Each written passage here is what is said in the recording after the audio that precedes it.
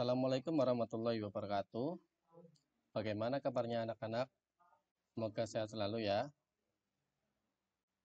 Baik, anak-anak, dalam materi pembelajaran bahasa Indonesia, khususnya teks berita ini, Pak Anggit akan melanjutkan tentang kaidah kebahasan teks berita. Pada pertemuan sebelumnya, Pak Anggit sudah menjelaskan tentang struktur teks berita. Kemudian untuk kaidah kebahasan teks berita sudah Pak Anggit jelaskan pada 3 poin ini. Yang pertama, penggunaan bahasa baku.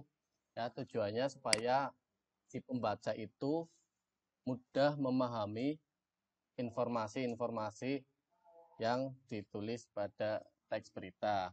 Yang kedua, penggunaan kalimat langsung ya. Penggunaan kalimat langsung itu seperti apa?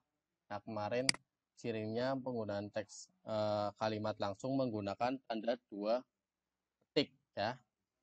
Itu penggunaan kalimat langsung. Selanjutnya, kata kerja mental. Nah, kata kerja mental itu untuk menunjukkan suatu respon ya atau suatu tindakan. Contohnya seperti apa ya kemarin? Merasa tertipu, korban langsung melaporkan polisi. Nah, itu contohnya. Ada suatu respon tertipu ya, suatu respon atau tindakan. Baik, anak-anak soleh dan soleha, selanjutnya Pak Anggit akan melanjutkan tentang penggunaan verba transitif dan verba pewarta. Ini masih dalam pembahasan kaidah kebahasan teks berita ya. Poin yang keempat, penggunaan verba transitif dan verba pewarta. Ternyata ada verba transitif. Verba transitif itu verba yang memerlukan 2 nomina ya. Yang satunya objek, satunya sebagai subjek, satunya sebagai objek ya. Terus nomina itu sendiri apa sih Pak? Nomina itu adalah kata benda ya yang menyatakan dari seseorang. Bisa seseorang, bisa tempat ya, bisa semua benda atau segala yang dibendakan ya. Jadi kata benda itu ada 2 contoh ya. Benda konkret itu benda konkret dan benda abstrak. Kalau benda konkret itu benda yang bisa dilihat. Contohnya buku ya, kursi, meja ya, itu yang bisa dilihat. Kalau benda abstrak itu benda yang tidak bisa dilihat ya, atau benda yang dapat dikenal dengan pikiran. Misalnya perasaan ya, cinta, sayang ya, itu benda abstrak. Oke, selanjutnya Pak Anggit kembali lagi ke verba transitif ya. Contoh dari verba transitif ini, misalnya Sheila mengunjungi SMK Pembina 1 Palembang ya. Yang pertama, yang satu sebagai subjek dan satu sebagai objek. Subjeknya Sheila ya. Objeknya, nah ini ya, jadi ada subjek, predikat, dan objek ya. Sama dengan, masih ingat kan kalimat SPO ya, subjek, predikat, objek. Oke, objeknya SMK Pembina 1 Palembang. SMK Pembina. Jadi verba transitif itu verba yang memerlukan 2 nomina, satu sebagai subjek dan satu sebagai objek. Oke, kemudian kita lanjut ke pembahasan verba pewarta ya, yaitu kata yang memiliki sifat mewartakan. Nah, contoh ya, contoh ini, contoh katanya bisa mengatakan, memaparkan, menjelaskan, memberitakan, mengklarifikasi, menuturkan, menyampaikan, dan lain sebagainya. Nah, contoh kalimatnya nih, seperti ini. Dalam pidato Presiden Jokowi, beliau bahwa akan beliau, maaf, ini dekat ya. Dalam pidato Presiden Jokowi, beliau mengatakan, ya, seperti ini contohnya. Dalam pidato Presiden Jokowi, beliau mengatakan bahwa akan menurunkan harga BBM secepatnya. Nah, jadi verba pewarta itu contohnya kalian ciri-cirinya bisa lihat kata seperti ini, ya. Kata yang sudah Pak Anggit bold, ya, sudah dipertebal. Dalam pidato Presiden Jokowi, beliau mengatakan bahwa akan menurunkan harga BBM secepatnya. Itu verba pewarta. Jadi bisa mengatakan, menuturkan, menyampaikan, ya, memberitakan atau mengklarifikasi dan lain sebagainya. Oke, anak-anak soleh dan soleha, kita lanjut ke bagian teks berita, ya. Bagian teks berita itu ada 4. Nah, kalau dalam sebuah piramida, ya, itu dari bawah itu segi ruangnya itu luas, ya. Pada kalau dalam bagian teks berita itu sebagai contoh kita membayangkan suatu piramida yang terbalik, jadi mengerucut ke bawah, ya. Contohnya di bagian teks berita itu yang bagian paling atas itu yang paling penting, ya, itu judul berita. Judul berita yaitu untuk memudahkan pembaca supaya mengetahui peristiwa apa yang disampaikan dan ditonjolkan ke dalam berita. Nah, tanpa judul berita, maka si pembaca itu tidak akan tahu apa yang berita tersebut disampaikan, ya. Biasanya itu berita itu ditulis dengan judul yang sangat menarik supaya si pembaca itu mau membaca apa yang sudah ditulis berita tersebut. Ya. Pertama judul, yang kedua teras berita. Teras berita merupakan bagian intisari, ya.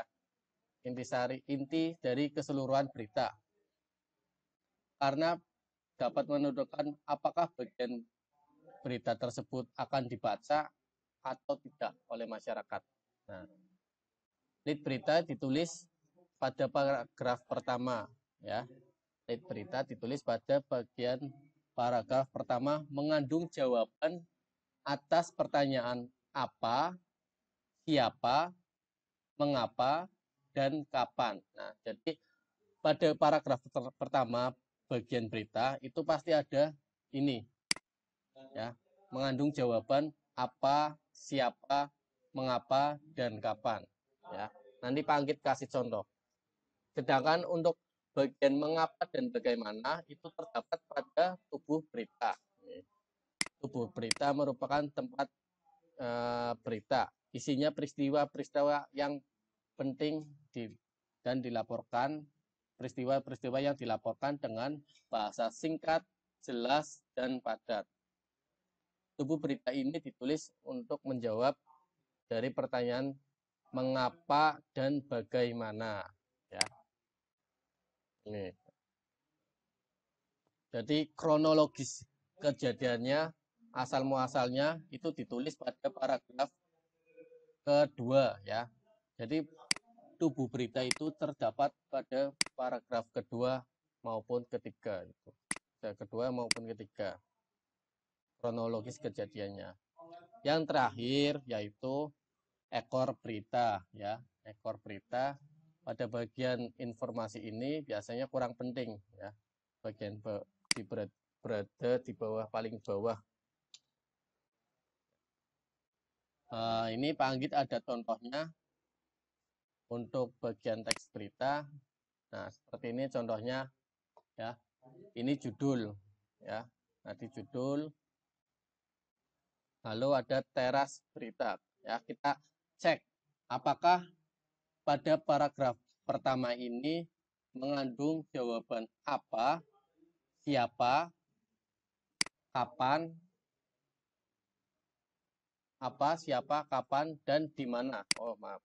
Ini di mana ya? Di mana?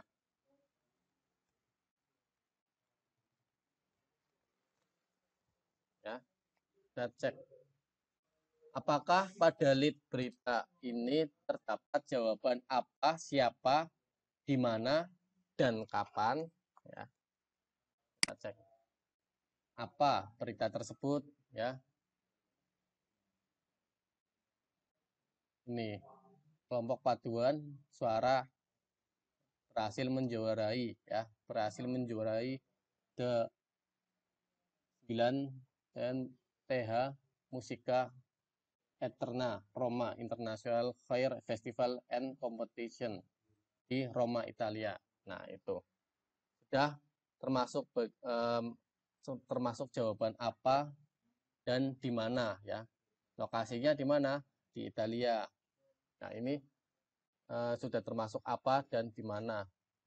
Lalu selanjutnya siapa dan kapan. Nah, kapan 13 Juli. Nah, kan siapa? Siapa yang menjuarai kelompok paduan suara. Nah, berarti bagian paragraf pertama ini sudah termasuk lead ya tadi atau teras berita. Itu teras berita mengandung 4 jawaban tadi, apa, siapa, kapan, dan di mana. Selanjutnya, ya, pada bagian tubuh berita ini menjawab dari pertanyaan mengapa dan bagaimana. Kita cek apakah ada dipimpin oleh Evan Religiusmo. Kelompok ini memperoleh gold diploma untuk kategori mixed choice.